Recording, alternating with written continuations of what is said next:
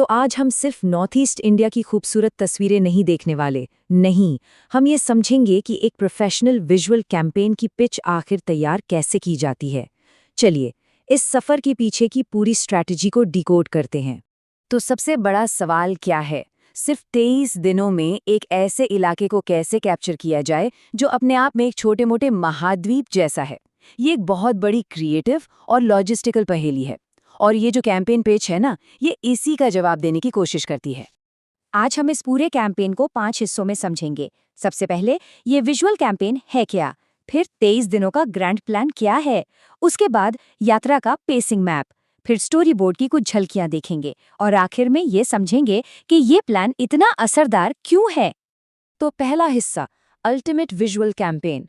देखिए, ये कोई ट्रैवल गाइड नहीं है, बल्कि एक लुक बुक है, एक क्रिएटिव पिच। हमारा मकसद है इसकी बनावट को समझना और ये जानना कि तस्वीरों को चुनने के पीछे की सोच क्या थी।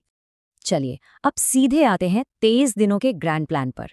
इसके कुछ मेन नंबर्स को देखते हैं, क्योंकि यही इस पूरे कैंपेन की बुनियाद है। अच्छा, इस स्लाइड को ना एक प्रोड्यूसर के नजरिए से सोचिए। एक तरफ है इन्वेस्टमेंट, यानी टाइम, पैसा और लॉजिस्टिक्स, और दूसरी तरफ है आउटपुट, यानी जो फाइनल तस्वीरें और एसेट्स मिलेंगे। एक कामयाब कैंपेन वही होता है जो इन दोनों के बीच सही बैलेंस बना ले। इस पूरे प्लान की जान है ये नंबर 23। ये पूरा कैंपेन एक लगातार बिना रुके 23 दिन की ओवरलैंड जर्नी पर टिका हुआ है। और इन 23 दिनों में कितनी जगहें कवर होंगी? 8। नॉर्थ ईस्ट के 8 राज्य, जिन्हें 8 सिस्टर्स भी कहते हैं, ताकि तस्वीरों में ज्यादा से ज्यादा वैरायटी आ सके। ये है इस यात्रा का पूरा रूट। लेकिन जरा ध्यान से देखिए, ये सिर्फ एक मैप पर खींची हुई लकीर नहीं है। इसे एक कहानी की तरह डिजाइन किया गया है, ताकि सफर में एक उतार चढ़ाव, एक फ्लो महसूस हो। चलिए देखते हैं ये काम कैसे करता है। अब हम इस कैंपेन के सबसे दिलचस्प और इनोवेटिव हिस्से पर आ गए हैं, पेसिंग मैप। इसमें असल में भूगोल का इस्तेमाल एक कहानी कहने के लिए किया गया है। तो सवाल ये उठता है कि ज्योग्राफी से, मतलब भूगोल से, कहानी आखिर कैसे बताई जा सकती है। इससे पहले कि हम इसका जवाब देखें, एक पल के लिए इस पर सोचिए। इसका जवाब छिपा है इस वेव ग्राफिक में। ये दिखाता है कि यात्रा कैसे मेघालय की मीडियम हाइट वाली पहाड़ियों से शुरू होती है, फिर नीचे असम के मैदानी इलाकों में उतरती है और फिर एकदम से ऊपर चढ़कर अरुणाचल और सिक्किम की बर्फीली चोटियों तक पहुंचती है। यही उतार चढ़ाव इस सफर की कहानी है। तो चलिए, अब थ्योरी बहुत हो गई, अब इस स्टोरी बोर्ड के कुछ हिस्सों का एक विजुअल टूर करते हैं और देखते हैं कि वो जो पेसिंग मैप है वो असल में तस्वीरों में कैसा दिखता है। याद है वो पेसिंग मैप पर मैदानों में उतरना? ये देखिए, बिल्कुल वही है।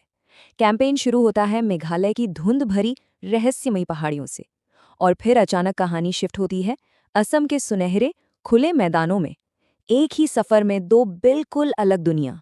और मैदानों के बाद यात्रा ऊपर की तरफ चढ़ती है। सूर्योदय की रोशनी में नहाया ये मठ, तवांग का ये सीन, पेसिंग मैप की पहली बड़ी चोटी है, बर्फीले पहाड़ों की चढ़ाई। ये तस्वीर एक शांति और सुकून का एहसास देती है।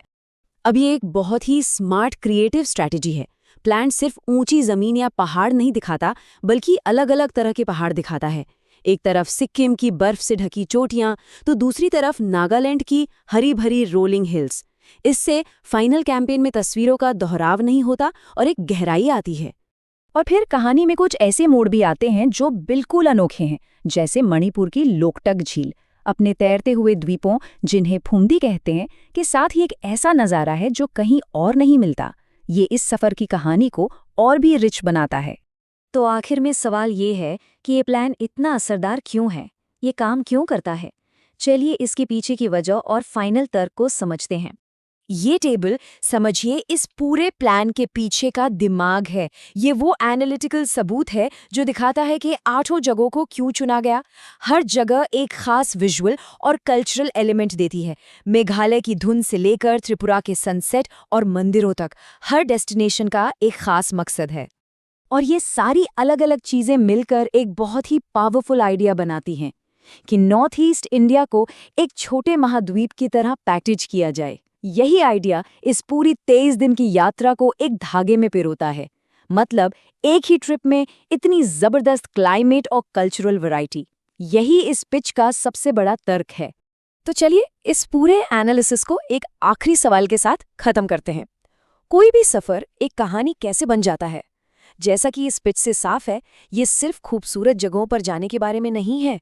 ये उन जगहों को एक ऐसे क्रम में, एक ऐसी लय में पिरोने के बारे में है जिससे देखने वालों के लिए एक यादगार अनुभव बन सके।